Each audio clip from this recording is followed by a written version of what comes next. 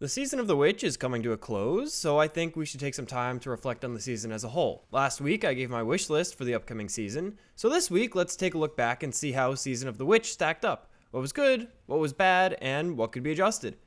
Hey everyone, I'm Rizeki, and welcome to my design analysis of the Season of the Witch in Destiny 2. If you're new here, welcome to the channel. I hope you like what I have to say, and if you do, consider subscribing and liking the video. We're really close to 500 subs here on YouTube, and I'd really appreciate your help in getting to that milestone. And if you want to talk to me and other Guardians about this past season, or Destiny as a whole, definitely check out our Discord server, linked on screen and in the video description down below. But with all of that out of the way, let's talk about Season of the Witch. Season of the Witch brought us the usual assortment of seasonal content. We got some new weapons, some new armor, a couple new exotics, new seasonal activities, and of course, a new weekly story. I'm going to try and give each of these a look and analyze what they did well and what can be improved and why.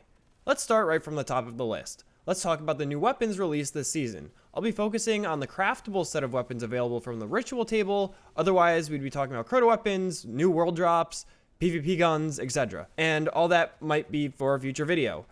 We are then left with 6 weapons. Bria's Love, the Eremite, Kept Confidence, Semiotition, Locus Locutus, and Eliastic Principle. Each weapon comes with the origin trait, Head Rush, which gives us increased handling and reload when standing after being crouched for a short period. The origin trait is pretty mid. The benefit it provides isn't the most important, and the activation requirement is a bit cumbersome, especially in PvP, where I feel like it would perform the best. Out of the 6 weapons, I would say 3 are standout. The Eremite, Kept Confidence, and Locus Locutus. Semiotition is a runner-up due to being a strand rocket launcher, and I would say the only weapon that really isn't that noteworthy at all is Eliastic Principle.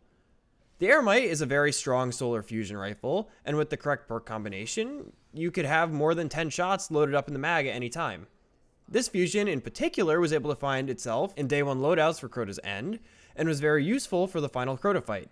It's also great for other high-level content as well, for the same reason.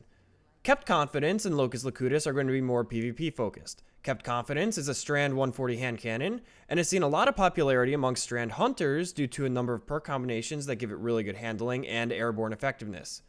Locus Locutus is noteworthy because it is a stasis sniper rifle with access to headstone. This is great for denying revives in modes like Trials of Osiris. If you want more information on that, definitely check out Cool Guy's YouTube. He does a lot of in-depth reviews of new weapons. I think overall the weapons here are good. We have a meta option with Eremite, a handful of solid picks, and only one weapon that really isn't worth using at all in my opinion. The new perks are interesting and definitely provide good value in the right circumstances. Good job, weapons team. I think this was a solid selection. Not the best ever. I think Season of the Seraph or Haunted might take the cake there, but certainly not the worst. Seasonal armor is mostly subjective. I'm in a position where I have a lot of high stat armor already, so the seasonal armor is there mostly for cosmetic reasons. For my personal taste, this season's armor just didn't really hit. I think it was cool for Bungie to break out of the mold and give Titans knee-high boots and a mini skirt and give Warlocks a breastplate again. But personally, I like more sleek armor, or alternatively, a more grungier look. I saw a lot of positive reception for the armor though, so I think Bungie hit the marks they were trying to hit. Other than my personal taste, I think the armor aesthetic fits in well with the season and is unique compared to previous armor sets as well. Exotic armor, on the other hand, actually has some gameplay impact. Hunters got Moth Keepers, Warlocks got Briarbinds, and Titans got Pyro Gale Gauntlets. All really good exotics here. Moth Keepers and Briarbinds feel tightly tied to the theming of the season, with Moth Keepers allowing hunters to literally become hive boomers, and Briarbinds just feels like they come from a dark magical forest, so it ties really nicely into the seasonal theming. Mothkeeper's wraps provide a really unique playstyle that has not been seen before at all.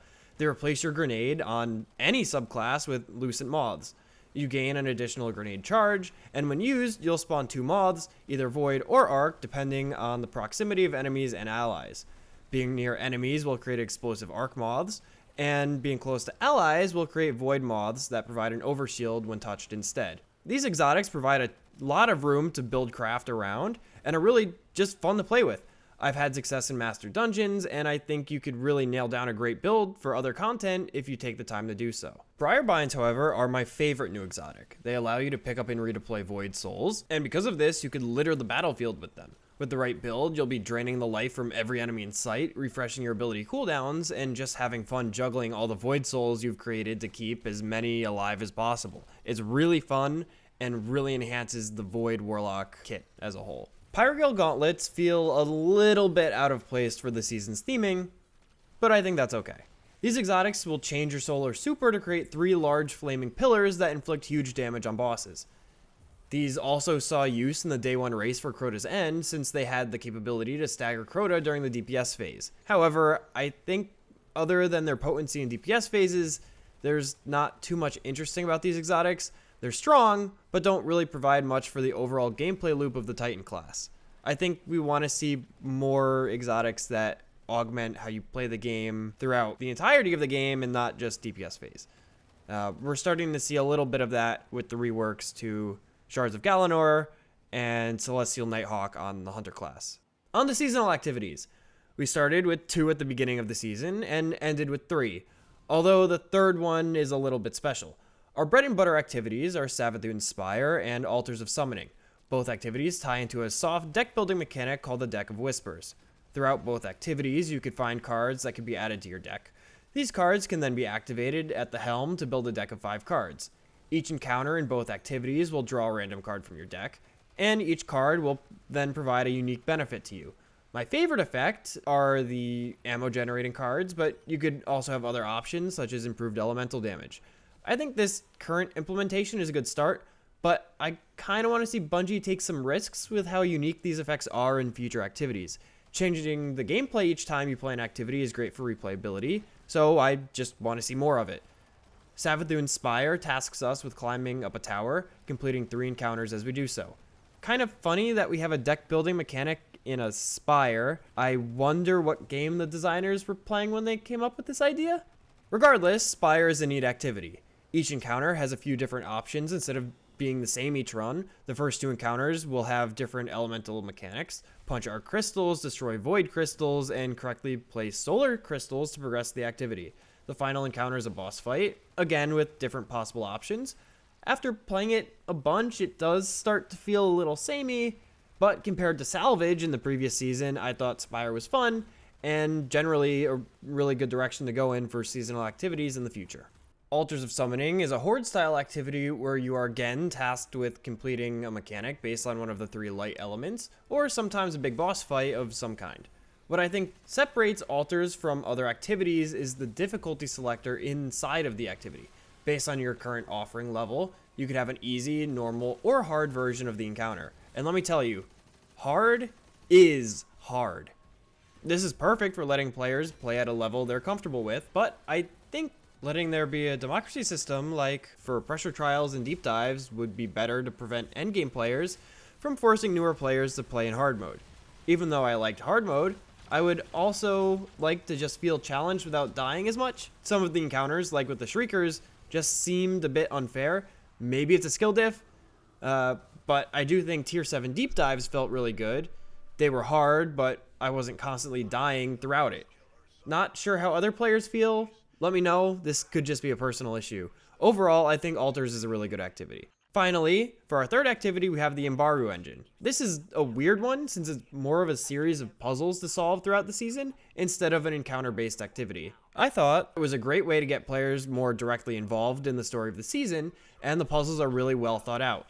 The final challenge is really cool and requires you to play all of the seasonal activities with a very sharp eye to solve it. Really, really cool idea for the activity. And as we know, Destiny players love a good puzzle. Maybe we could see more of this in the future, but maybe in different forms?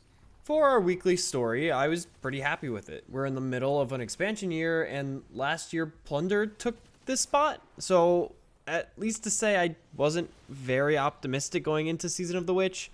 I was very pleasantly surprised, though, as the story felt impactful to the lead up into Final Shape, and the stakes of allowing Eris to assimilate into a hive was a really intriguing plot point that kept me interested to play each week. As always, Savathun is a great antagonist and character, and the interactions between us, Eris, Ikora, and Imbaru were great. I like Imbaru. I know some people really don't, which is fine. The culmination of the story led us right into the start of the Season of the Wish. Having continuity between stories is important, and I think it also helps build hype during the transition period. Plus, the revelation at the end of the Imbaru Engine and the discovery of the 15th Wish after all these years is a really, really good catapult into the narrative of the next season. My biggest criticism is the missing cutscenes / in-game dialogue for Savathun's actions after we revived her. Pretty important stuff here that a lot of players probably missed if they didn't read the lore books or watch a Bife video. There's definitely some improvements to be made here, but overall I think the story was solid this season. So with all that said, what are all my thoughts summed up? I think despite the low player count, Season of the Witch was actually fine. I think the low player count is indicative of players feeling burnt out with the seasonal model, issues with Bungie as a company, and just having more or less cookie cutter seasonal content, even if it is an improvement compared to the previous standard of seasonal content. The weapons introduced were on average pretty good, the new exotic armor was fun to play with, and the story was pretty good in my opinion. I think the biggest problem with Season of the Witch is that it just didn't have a wow factor. There was nothing really mind-blowing this season, and it just felt like more of the same with some cool ideas being tested, like the Deck of Whispers. Hopefully, the level of content given to us this season is more of a symptom of the devs spending most of their time working on the final shape, instead of seasonal content. It's enough to give players something to do every week, to just kind of hold us over until the next big expansion. Kind of risky given Bungie and Destiny's current reception, but it is what it is. Hopefully Season of the Wish brings a lot to the table and expands on what was done well in Season of the Witch, while also borrowing from seasons that particularly stood out, like the Season of the Seraph. But hey, maybe that's just my opinion. What do you think? Was Season of the Witch one of the best? Was it bad? Was it just mid? Let me know in the comments, or come talk about it in our Discord server, link is in the description. If you liked what I have to say and want to see more, hit the subscribe button and give the video a like. I put out Destiny 2 design videos weekly, so I'd love to see you come back next week for more. But that's all for now. As always, I've been Rizeki, thanks for watching, and I'll see you next time.